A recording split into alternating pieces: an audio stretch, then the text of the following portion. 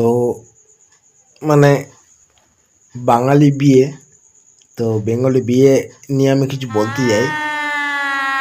মানে সবচেয়ে ডেঞ্জার যে জিনিসটা হলো টোপর। মানে টোপর আগেই মানে পরিয়ে দেওয়া হয়। মানে এবার তুমি টুপি পরছো, আর কে জানি মানে বাপের মা কি, সরি, যে কে আবিষ্কার করেছিল কানের কাছে দুটো ভীমের গদাল আর মানে ভূত্র ফুলের মতো জিনিস ঝুলিয়ে দেওয়া। মানে গরম, মানে কিরকম মানে পাঁঠার মানে মানে মানে জানি না।